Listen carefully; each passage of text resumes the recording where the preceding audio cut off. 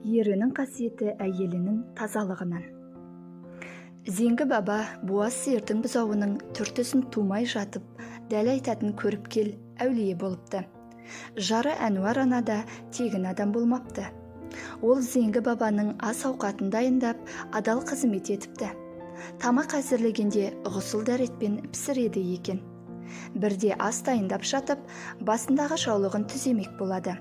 Сол сәтте орамалынан тамаққа лас саттың бір қиқымы ұшып түсіп кеткендей болады. Әнуар қап деп қазанды қанша шайқаса да еш нәрсе таба алмайды. Тіпті осы арада болар деп шамалап, тамақтан бір-екі ожау төгіп тастайды, бірақ көңіліндегі секем кетпей қояды. Түс мезгілі болғанда сиыр бағып жүрген Зеңгі бабамызға ас апарып береді. Баба ауқаттанып алады. Күмәнін тексермек болған Әнуар анамыз сүт пісірімдей уақыт өткен соң Зеңгі бабаға «Анау буаз сиырдың бұзауы қандай болады?» деп сұрайды. Баба «Түсі қызыл, маңдайы қасқа бұзау» деп жауап береді.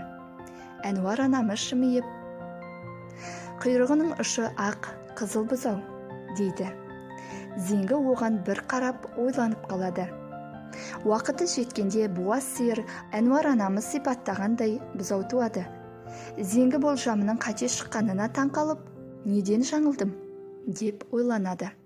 Сол кезде Әнуар анамыз өткен күні ас дайындап жатып, тамаққа бір нәрсе түсіріп алдым. Қанша іздесем де таба алмадым. Мүмкін көзіме елестеген шығар дегенде ойлар болды. Сол құрғыр аспен бірге асқазаныңызға барып, жанға әсер қылған. Жүрек көзіңізге болмашы перде боп тұтылған екен. Жатырдағы бұзаудың құйрығы маңдайын жауып жатқан. Соны жете көре алмадыңыз. Мені кешіріңіз, дейді. Зеңгі баба Әнуардың маңдайынан иіскеп, менің әулиелік қасиетім сенің қылаусыз, таза қызметіңмен байланысты екен. Сенің ас ауқатың адал болса, менің де рухым ширай түседі, депті.